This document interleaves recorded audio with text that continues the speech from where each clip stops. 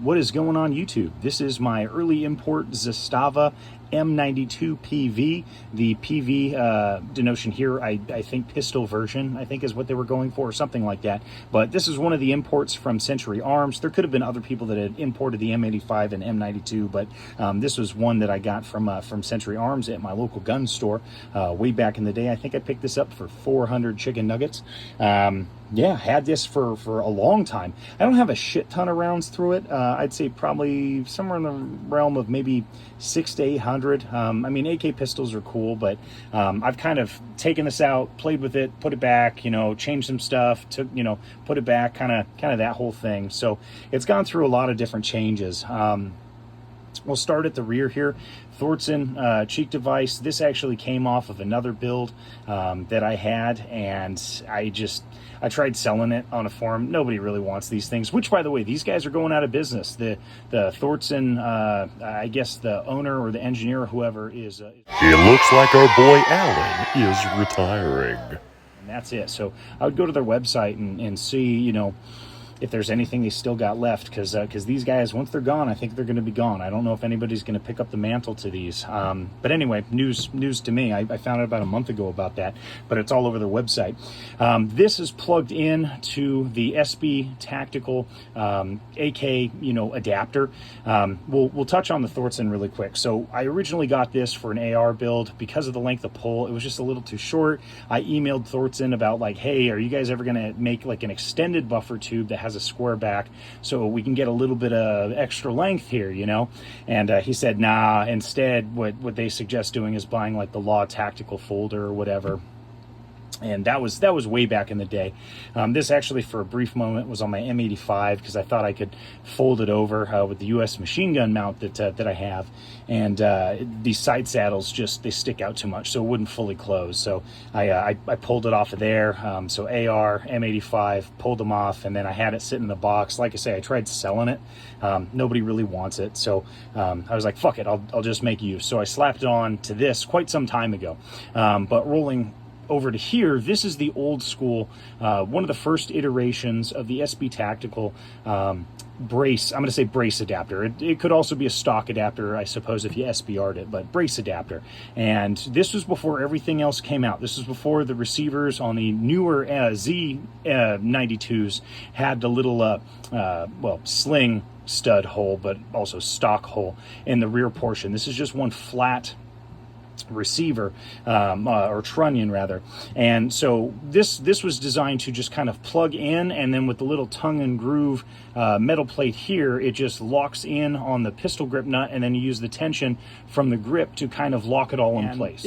That design kind of has some issues. A couple of guys that do compete or took these to training courses mentioned that they could like wiggle off, and this was back when they were using the ungodly like fucking giant rubber arm sleeve that was back here. So they were complaining about how it spins and how they use like hairspray to get it to lock in or whatever, or bike handle spray. That shit's just whack. One day a guy was like, yo, there's a you know, a set screw here. I could just screw this out. Let me try and see if an AR tube works. And sure enough, an AR tube screwed in, and then it was like wildfire. Everyone was like, oh, fuck, okay. Because the AR brace game was a little bit better compared to what you could get for AKs at the time. And again, we're talking forefront of when this very first came out. You know, I was in the AK game a long time ago, and then I've since shelved all of that. So anyway, that just lets you know how fucking old this is. It's like right when these things came out, maybe that first year, 2 years. But after reading some reports online and stuff, I kind of went out and I saw that there's a company called Rapid Fire Tech, and this secondary plate right here, this one that's on the bottom that you can see the bolt heads to, initially they had this plate that had a sling loop, and that was their solution to add a sling. Again, not counting this section, because they thought you just had the stupid giant chunky rubber arm brace, right? So initially it was this locking plate with a D-ring sling loop here, and I always thought that was a stupid idea, because as you go, you know, to grip this, it's this bent D-ring kind of thing that could jam into the back of, you know, web of your hand, and I just thought that was dumb. But I really enjoyed the idea of the locking plate that actually pincers around the trigger guard. And so it's like, well, fuck yeah, I'll go ahead, I'll buy that, and then I'll just chop off that D-ring, it'll be set. And I think it was like a week or two went by, and I got my money up to buy it because it was like $30 or $20 or something like that. And I was, I was pretty broke at that time. But anyway, by the time I went to go buy one, they actually sold just the locking plates here, which again I thought was fucking amazing. And at that point, I didn't have to do any cutting. It's just a straight up plate that mounts in. They sold longer fasteners that are designed to mount through this plate here. They don't want you to just use theirs, because there is a certain level of thickness and a certain length with these fasteners. So they do intend for you to use this plate above it, and then they also gave you a longer grip screw if you're using a standard AK grip to bolt in through there. I went with a Magpul grip, so I have the shorter bolt that just goes right into the grip nut there. But anyway, it was a really cool design at the time. The unfortunate part is, just like Thorson, these guys have kind of been out of business for a while. I emailed them, I think, last year, the year before, asking about, hey, because I like having some extra parts here and there.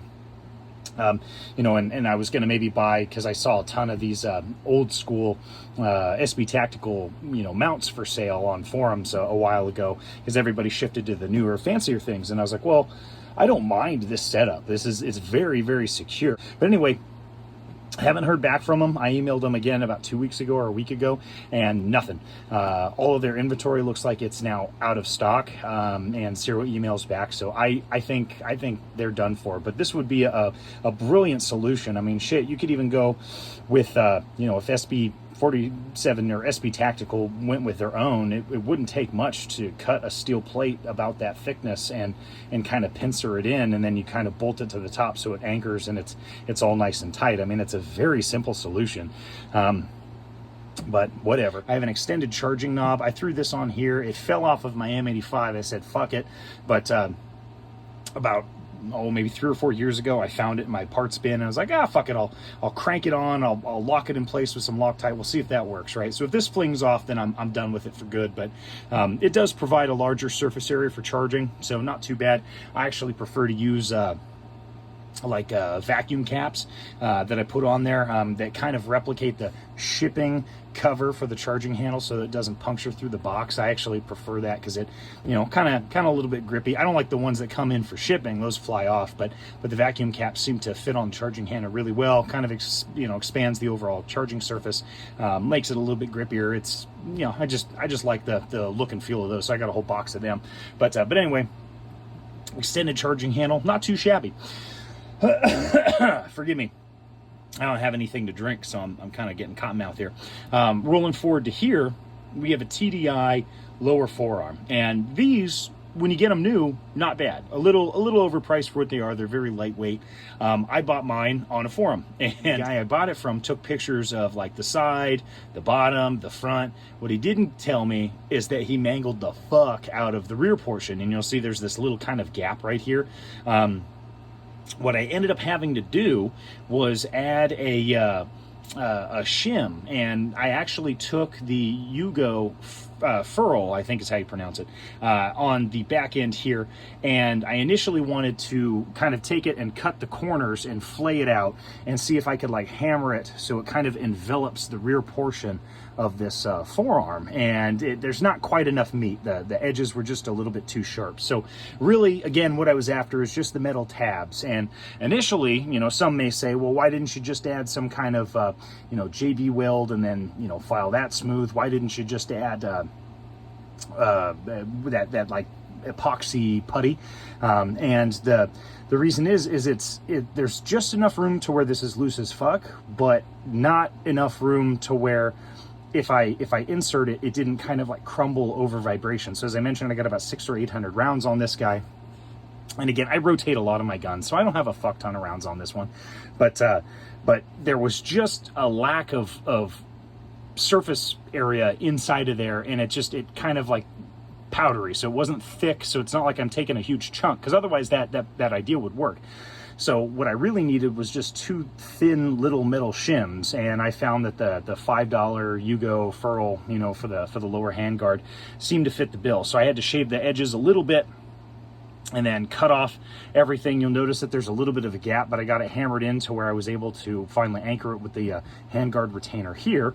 And so you'll notice it's not beautiful. I need to trim that, but I've ground it so it's not sharp. I mean, you really can't feel it hang up. So it's not pretty if you're looking at it, but it's functional and it's very sound. I mean, I had to hammer the fuck out of this to finally get it in there. So it is very fucking solid at this point. And then just some BCM covers here. One thing to note, if let's say you have an Ultimak and you have a TDI lower, go ahead and with the Ultimak rail, go ahead and loosely install the brackets around the barrel and then get your lower forearm set. So just have these hanging on by a thread or two because you're going to want some wiggle room. And then the reason is this lever here needs to fit through that channel. And if this is bolted down, because it's tempting to have this fully bolted down because you're like, oh, it's a lower forearm, it doesn't fucking matter. Well, it kind of does because of this lever. This lever going outward kind of makes it a little bit of a pain in the ass. Even if it went inward, again, anchoring this down, you just don't have enough room. And it doesn't make sense to trim this down. You would rather trim your shitty parts here than you would the actual part to your pistol or rifle. So anyway, pro tip, just leave this a little bit loose, get this installed first, and then anchor this down, make sure it's kind of centered. Some people will kind of worry about this gap here with the Ultimak rails. Believe it or not, I'll tape this up when I take this out to the range. No gas is coming out of this section right here. I could actually put my hand here and fire, and there's not going to be a hot jet of gas. That was surprising when I first got an Ultimak rail. Shit. Fucking 7 or 8 years ago, I was like, oh man, it's not long enough, motherfuckers. I tried moving everything and I could like kind of split the difference, but there was still a gap there. It doesn't fucking matter. There's so much goddamn gas coming back here, and because the piston kind of envelops it, nothing's bleeding out, so you're totally fine. But back to the TDI rail. Yeah, everything's locked in place. It's super fucking sturdy. Not the prettiest, and it does have this little gap, but you know what? I made use of something that, I could have thrown away, and it's tactical-ish. So, I mean, this is kind of a funky build anyway, and I kind of wanted to just use a lot of the spare parts that I had. So that's why I rolled with it. And then at the very front, this is kind of like the AK-103 series flash hider, just in the threads, the 26mm threads for the PAP series of pistols. I also rock the Manticore night brake. These are actually pretty tight as well. Really no difference. It's just that I like the aesthetic of this a little bit more. When the M92s, M85s came in, they had this kind of collar, this thread protector on here that was spot welded. And what you had to do if you were a brave soul is just take a file, or I took a Dremel and just slowly remove the material away. And then I believe it was Manticore sold the little retaining pin here for your muzzle devices, and you would just install that bitch, and you were good to go. So there's a couple of cool things that you could do with this rifle. You could pop this rivet here and go with like a Texas Weapon Systems rail. I'm not sure if there's one of those like Zenit Coast style of like forearm to like top cover rails for the M92s. There may be. It's more money than I want to spend, so I'm never going to look into that. Some guys will also drill into the top of their top of their dust cover. I'm not a huge fan of that. I really like the fucking welds. At best, if I really, really had a boner for it, I would pop this little thing here because there's this pin that you can add in again. It's not the prettiest, but I like the factory little kind of riveted in, portion here for the hinge, so I'm not going to pop it. But you could go with a rail there. And then if you really wanted to,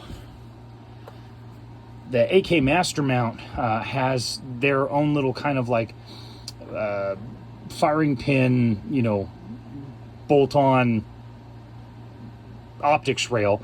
And then you can get this rear biased mount here that actually goes behind the rear sight here. And that's pretty slick. So you could go with that design as well.